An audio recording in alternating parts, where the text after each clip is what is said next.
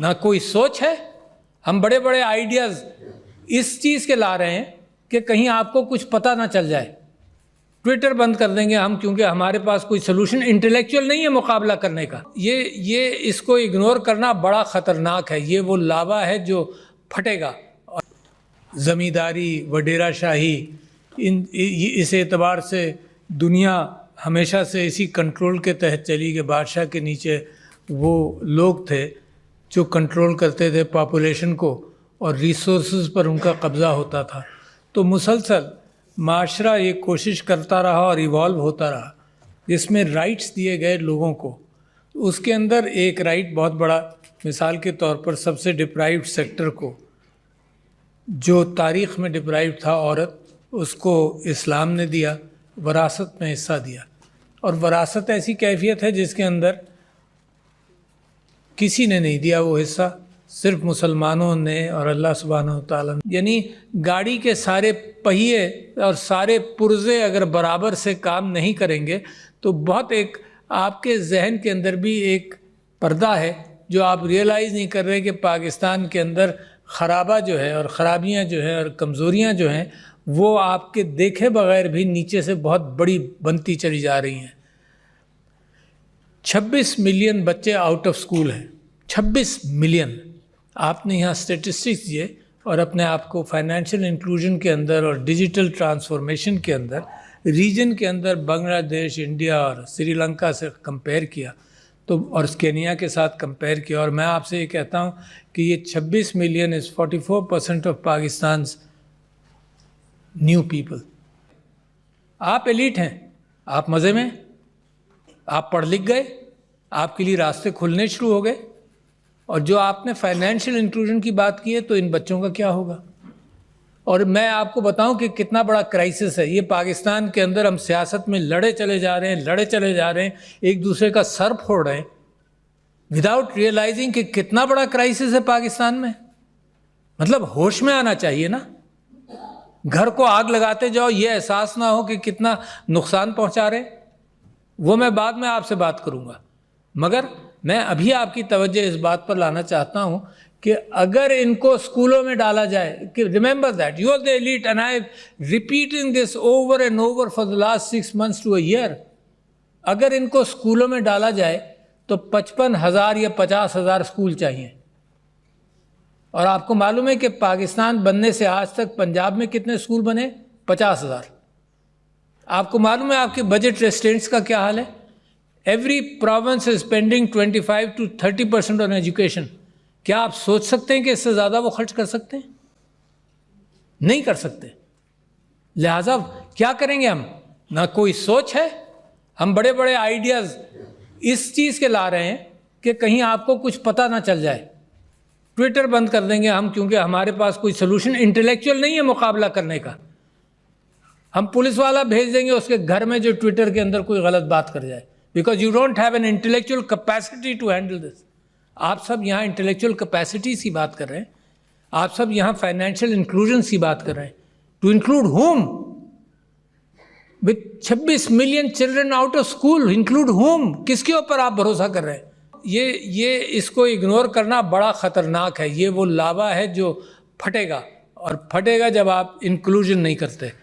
China को 70s 80s में, 70s के बाद 80s में आज़ाद हुआ, आज़ाद नहीं, इंटेलेक्चुअली उसने सोशलिज्म को पीछे छोड़कर लोगों को एम्पावर करना शुरू किया।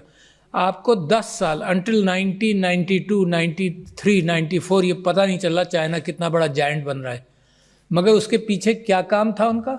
उसके पीछे इंडस्ट्रीज वो नहीं लगा रहे थे, उसके पीछे लोगों को तालीम दे रहे थे और लोगों की सेहत का ख्याल कर रहे थे।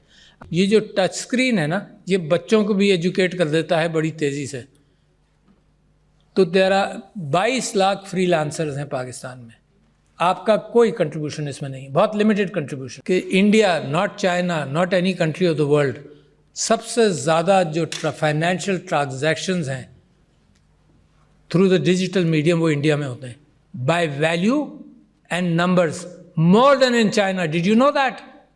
तो मैं फोकस करना चाहता हूँ दो चीज़ों पर। एक तो ये कि लैक ऑफ लीडरशिप। एक ये लैक ऑफ डिसीजन मेकिंग, जिस मुल्क को ज़रूरत है, जिस मुल्क को प्यास है, उसमें लोग रोड़े अटकाते रहें. The bureaucracy keeps things slow. I know that. जिस चीज़ को मूव किया जाए वो मूव कम कर, कई साल लग जाते हैं पॉलिसी बनने में और मामला चलने में. तो लिहाजा लीडरशिप, मूवमेंट फास्ट, और एक लीडरशिप जो एनलाइटेंड हो. और एनलाइटेंड लीडरशिप कहाँ से आएगी? इम्पोज करके नहीं आएगी, तलाश से आएगी. मैं आपको मिसाल देता हूँ. जब तलाश किया जाए तो मिलती हैं चीज़ें. ये जो इलेक्शंस का सिनारियो आपने देखा है, I as a secretary general of Pakistan Tehreek Insaf, मैंने इलेक्शंस टेलीफोन पर कराए. You may not know but know it today, because what happens with critical thinking and making of decision. मैंने 2011 में एज सेक्रेटरी जनरल टेलीफोन पर election कराए. कैसे कराए? इसके अंदर ऑटोमेटिक वॉइस रिकॉर्डिंग थी. Anybody who would put it, and 24 lakh या 25 लाख लोगों ने वोट दिया विदाउट एनी कंट्रोवर्सी. हालांकि सियासी इलेक्शंस के अंदर कितनी मारधाड़ होती है. आई रियलाइज द फैक्ट कि हर जगह कैंडिडेट्स के रिप्रेजेंटेटिव्स बैठेंगे, उनमें लड़ाइयाँ होंगी, वकीलों को भेजेंगे. हर डिस्ट्रिक्ट के अंदर, हर काउंसिल के अंदर इलेक्शन कराना है. तो we picked up the phone. Imagine that, and I am just, therefore I am in the capacity of challenging that what we were talking about was not picked up by the governments and all those institutions. यहाँ जब से मैं आया, देखो मुल्क crisis में क्यों जाता है? Because you don't make a decision which is necessary. क्या आया? हमने कहा कि यार ये तो बड़ा आसान सिस्टम है, टेक्नोलॉजी आ गई है, करो. तो ओवरसीज पाकिस्तानीज के लिए हमने कहा कि इसके थ्रू वोट होगा, सिक्योर कर लेंगे सब कुछ. लोकली हमने ये कहा कि ये मत करो, मगर इलेक्ट्रॉनिक वोटिंग मशीन कर दो. लोग घबराते हैं. क्या हुआ? बैलेट पेपर वहीं प्रिंट होगा. जब आप बटन दबाएंगे कि मैंने बल्ले को वोट दिया या तीर को दिया या किसी और को दिया, वोट प्रिंट होगा, आप देख लें, इसको लपेट कर बैलेट बॉक्स में डाल दें. मगर जो कैलकुलेटर है, simple calculator of the 50s and 60s, यार कोई बड़ी नई टेक्नोलॉजी भी नहीं है, वो काउंट रख लेगा. अच्छा ये काउंट है और वो काउंट है, उसको मैच कर लेना. अगर डिस्क्रेपेंसी है तो इवन आउट कर लो, कोई कानून पास कर लो कि डिस्क्रेपेंसी कैसे हैंडल होगी. वाईफाई से भी कनेक्ट नहीं करना, लोग कहेंगे कि तुमने जब गड़बड़ कर दी. It is there and here in the count. नहीं, vested interest didn't want that to happen. To see where your country is today. जब आप फाइनेंशियल इंक्लूजन की बात करते हैं तो पॉलिटिकल इंक्लूजन के बाद फाइनेंशियल इंक्लूजन कैसे होगा? Tell me, answer to me. When you defy a mandate, how can there be peace in this country? आप समझते हैं टैलेंट ऐसे ही आ जाता है?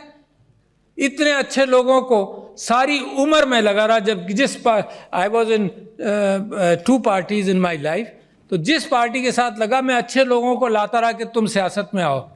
और अब क्या तमाशा देखता हूं कि अच्छे लोगों को मार मार कर, लड़ाई कर करके अच्छे लोगों को, आप में से कौन सियासत में आएगा? ये जो एक्सपर्ट्स हैं डरते रहेंगे.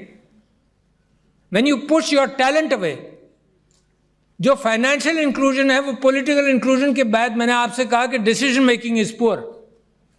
तो if you have poor decision making, the country will go the same direction. This is interact. Country के अंदर रिसोर्सेज नहीं बनाते मुल्क को. मेरे भाई diplomat from Oman, good decision making. Singapore, Dubai, nothing in the ground. Progress किया, nothing in the ground. जमीन से उनको कुछ नहीं मिला, न तेल मिला, न मादनियात मिली, पानी की किल्लत मिली सिंगापुर को. दुबई, ग्राउंड में तेल नहीं है, but good decision making. Simple लोगों ने सही फैसले किए. कोई आइंस्टाइन की जरूरत नहीं है आपको. Political inclusion. अब ये जो लाखों करोड़ों नौजवानों ने वोट दिया है, इफ यू, इनका कॉन्फिडेंस जमहूरियत के अंदर मुझे खुशी होती है सुनकर, देखकर. अब इनका कॉन्फिडेंस अगर जमहूरियत में शेक होगा तो मुझे तो डर लगता है कि किसी और तरफ ना निकल जाएं. So where is the problem? The problem is lack of good leadership, nothing else. कोई प्रॉब्लम नहीं है. You have everything. इन मुल्कों का जिनको मैंने जिक्र किया था, उनके ज़मीन में कुछ नहीं है. आपके यहाँ तो ज़मीन में भी है, मगर इंसानों की तादाद 5th biggest country in the world as far as human intellect and people are concerned, and you rank so poor. जो आपके नंबर्स अभी आपने बताए वो रैंकिंग के एतबार से कितने पुअर है. अपने रीजन के अंदर ही आप पीछे। जब तक ये मुल्क वेस्टेड इंटरेस्ट पर चलेगा, दिस विल नॉट प्रोग्रेस। दुनिया वेस्टेड इंटरेस्ट पर प्रोग्रेस नहीं करती कोई। इसी वजह से मैं समझता हूँ कि among the last few speeches one of mind is this, may be this may be the last, but at the same time अपनी प्रायोरिटीज़ को ठीक करें, है ना। अपनी प्रायोरिटीज़ के एतबार से pick up a good leadership, and this country has today proven the fact कि उन्होंने वर्डिक्ट भी दिया है। इस वर्डिक्ट को डिफीट करोगे तो फिर ये सब फाइनेंशियल इंक्लूजन वगैरह ये मारा फिरता रहेगा, थोड़ा थोड़ा तरक्की करेगा, ज़्यादा नहीं। दिस कंट्री नीड्स रेवोल्यूशनरी अंदाज ऑफ थिंकिंग, फास्ट अंदाज। 5-10 साल चाहिए सिर्फ कि अपने रिसोर्सेज को, इंटेलेक्चुअल रिसोर्सेज को पॉलिश कर लें, और उसके बाद तरक्की आपके पैर छुएगी, आपके पैरों में पड़ेगी। क्योंकि 5th biggest populace country in the world, उसका अगर मुकाम दुनिया के अंदर हर चीज़ के अंदर 140 से 150, पता नहीं हम क्यों खुश होते रहते हैं। मैं समझता हूँ इतना बेहतरीन मौका है पाकिस्तान के लिए टर्न अराउंड का कि आई बिलीव कि अल्लाह मियाँ रास्ते देता है, मगर मुसलसल रास्ते देता नहीं रहेगा शायद। मेरी दुआ है कि अल्लाह आपके लिए रास्ते फराहम करता रहे और आप उन रास्तों को पहचान लें। ये गुमराही से निकल कर, ये रास्ते गुम कर देते हैं ना, उसी को गुमराही कहते हैं। गुमराही से निकल कर सिरातुल मुस्तकीम को पकड़ लें, सिरातुल मुस्तकीम को पकड़ लें, तो इंशाअल्लाह nobody can stop you from becoming a great country, which is my dream and your dream. तो thank you ladies and gentleman, बहुत शुक्रिया।